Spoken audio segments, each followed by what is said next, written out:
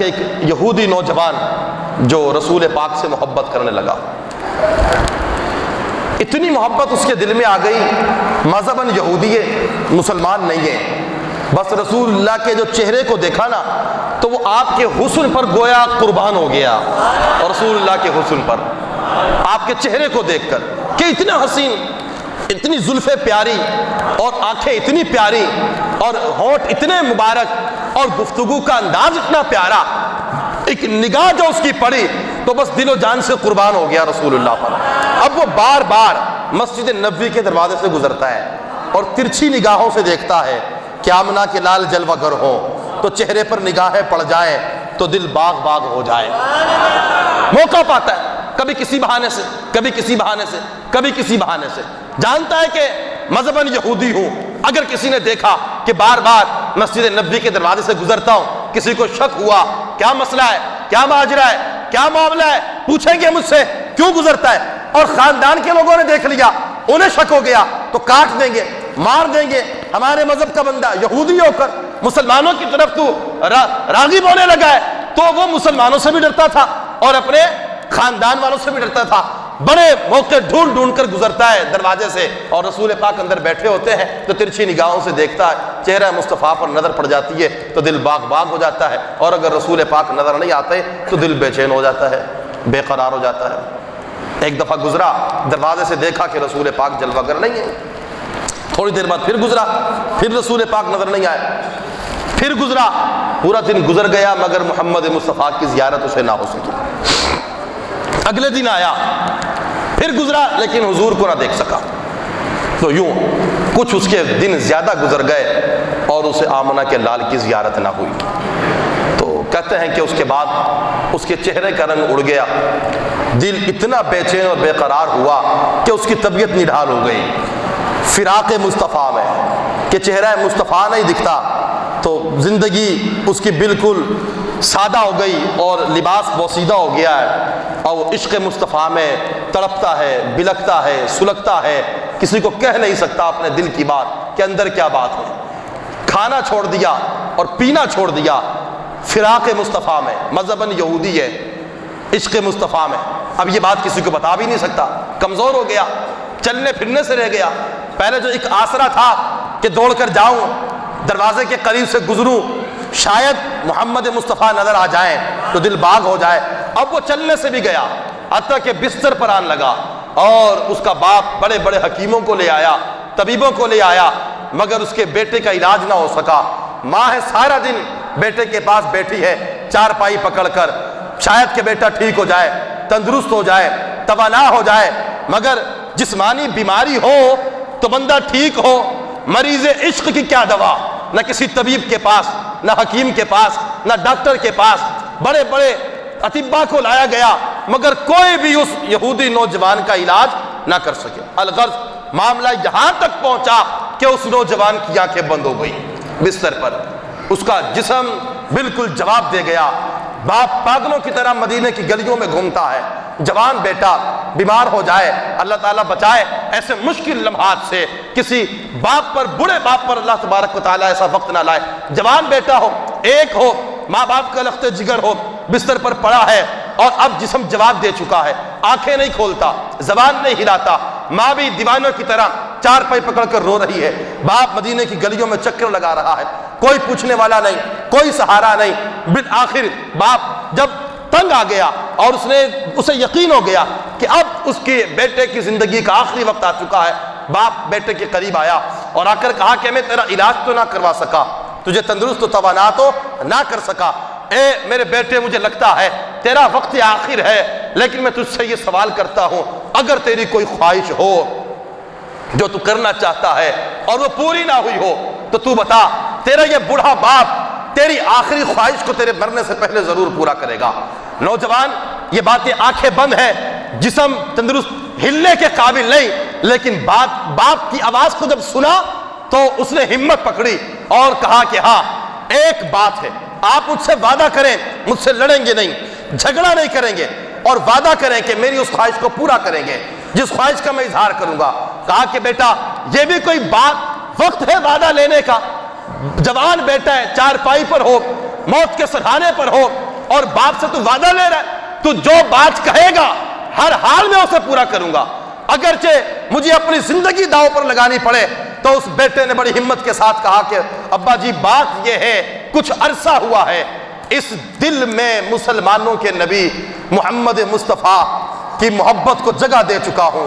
اور اس محبت نے مجھے بیمار کر دیا ہے۔ اگر آپ میری خواہش پوری کرنا چاہتے ہیں تو مجھے اٹھا کر یا تو مصطفیٰ کی چوکھٹ پر رکھائیں، یا مصطفیٰ کے پاس جائیں اور جا کر میرا یہ پیغام پہنچا دیں، اور انہیں کہیں کہ زندگی کے آخری لمحات ہیں، ان آخری لمحات کو آپ کا یہ بیٹا چاہتا ہے کہ یہ آخری لمحات محمد مصطفیٰ کے قدموں پر گزر جائیں، ان کے قدموں پر اپنی جان دے جاؤں۔ اگر آپ یہ کر سکتے ہیں تو جا کر انہیں بلا لائیے، آخری لمحات میں مصطفیٰ کو دیکھنا چاہتا ہوں، ان کے چہرے کو دیکھنا چاہتا ہوں۔ یہودی تھا، جب یہ بات سنی باپ نے پیروں تلے زمین نکل گئی، اور اس نے کہا کہ میرے بیٹے بے شک تیری بات بہت کڑوی ہے، مجھے کل پوری یہودی برادری کے اندر مجرم بنا کر کھڑا کر دیا جائے گا، تیری یہ بات قابل قبول نہیں اور نہ ہی قابل عمل ہے، ایک ہی میرا بیٹا ہے، لخت جگر ہے، میں تیرا باپ ہوں، تیری اس بات کو رائگاں جانے نہیں دوں گا، دنیا کی ہر سزا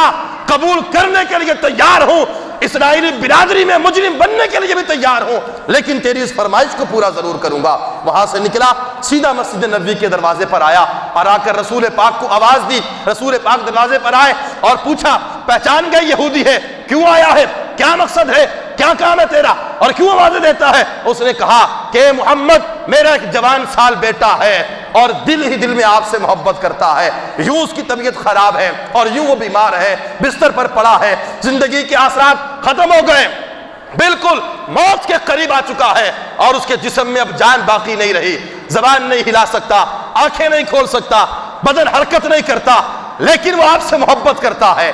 وہ یہودی، وہ یہ چاہتا ہے کہ اس کی آخری خواہش یہ ہے کہ آپ اس کے سامنے آ جائیں، وہ آخری لمحات میں آپ کے چہرے کو دیکھے، پھر اس کی روح قفس انصری سے پرواز کر جائے، ایک یہودی ہو اور دروازہ رسالت پر آ جائے۔ سوچیں جو یہودی مسلمانوں کے خلاف ہو، نبی کے خلاف ہو، نبی کا جواب کیا ہونا چاہیے؟ آپ چونکہ رحمت للعالمین ہے، آپ نے یہ نہیں کہا کہ تو یہودی ہے، تیرا بیٹا یہودی ہے، تیرا مذہب ہم سے جدا ہے، تیرے معاملات ہم سے جدا ہے، تم ہمارے دشمن ہو، تیرا بیٹا بیمار ہو گیا ہے تو ہم کیا کریں؟ محبت کرتا تھا تو ہمارے در پہ آتا، محبت کرتا تھا تو کلمہ پڑھتا، محبت کرتا تھا ہماری جماعت میں شامل ہوتا، ہمارا تجھ سے کیا واسطہ ہے؟ رسول اللہ نے جب یہ باتیں سنی، صحابہ کرام جلوہ گر تھے، میرے آقا کی یہ رحمت ہے، آپ کے اخلاق کریمانہ ہے کہ آپ نے صحابہ سے کہا کہ چلو، تمام صحابہ سے کہا چلو ساتھیوں ہم اس نوجوان کی عیادت کر کے آتے ہیں۔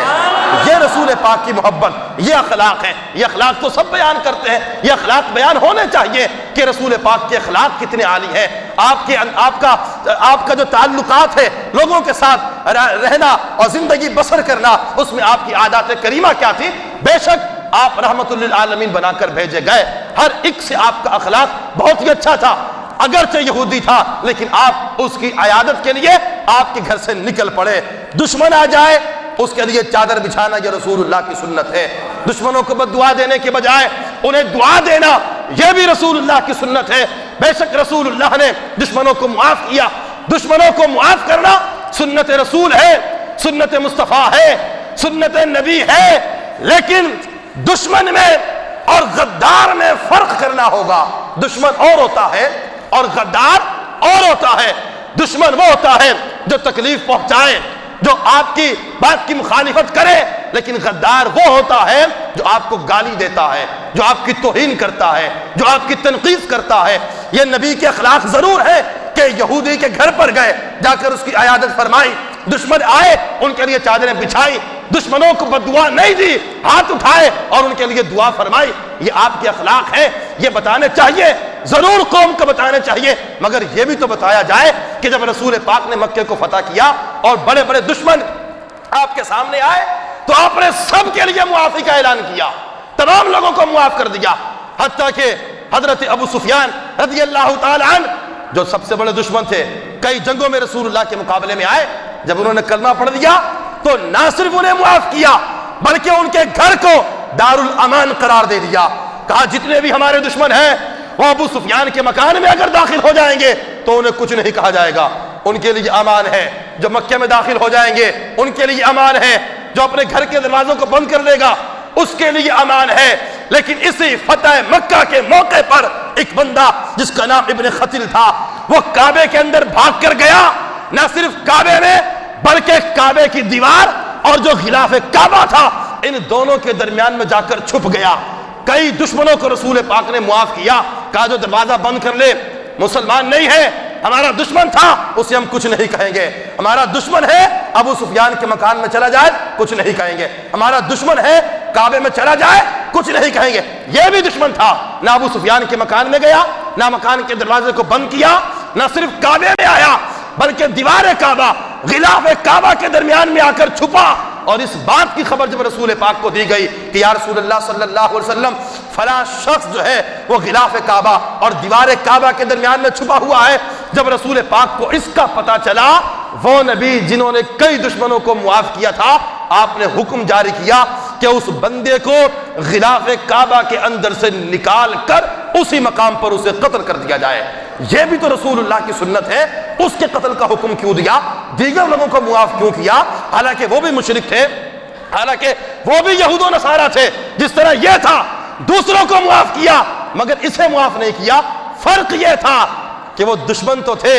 مگر گستاخ نہیں تھے۔ یہ ایسا شخص تھا جو دشمن ہونے کے ساتھ ساتھ گستاخ بھی تھا۔ تو گستاخ اور دشمن کے اندر فرق ہوتا ہے۔ دشمنوں کو معاف کرنا یہ تو رسول اللہ کا طریقہ ہے، لیکن گستاخوں کو معاف کرنا یہ ہرگز رسول اللہ کا طریقہ نہیں ہے۔ وہ کعبہ، وہ حرم جہاں پر ایک جو پکڑ کر مارنا بھی حرام ہے، منع ہے، آپ ایک چونٹی جہاں پر نہیں مار سکتے، اس حرم کے اندر،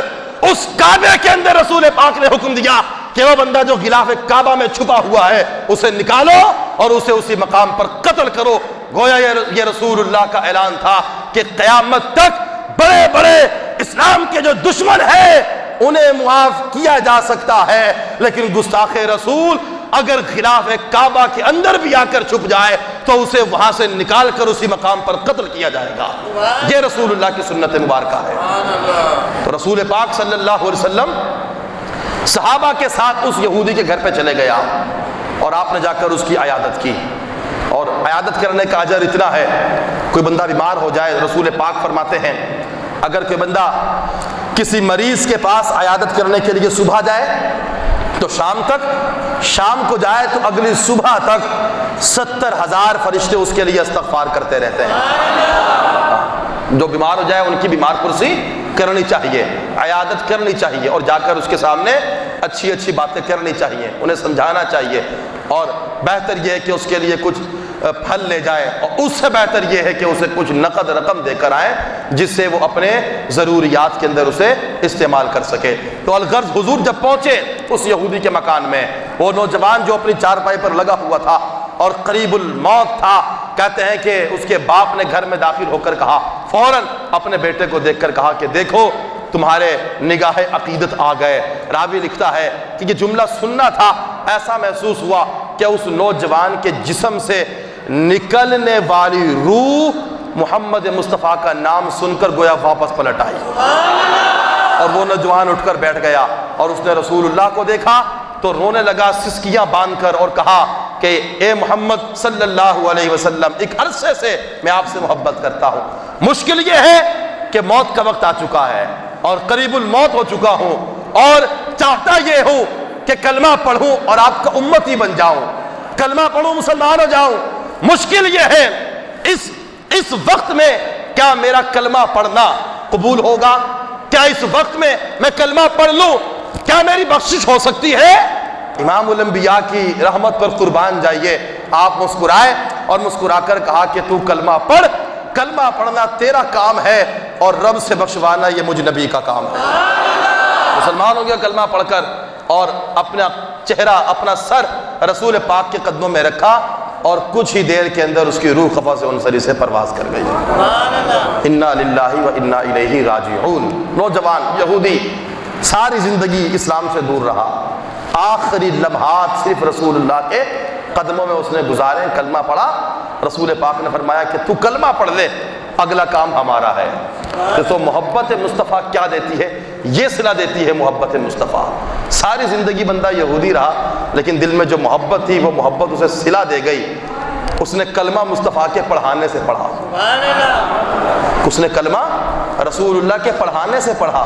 اور زندگی کے آخری لمحات، اس سے اچھا وقت، اس سے اچھی جگہ کوئی نہیں ہو سکتی۔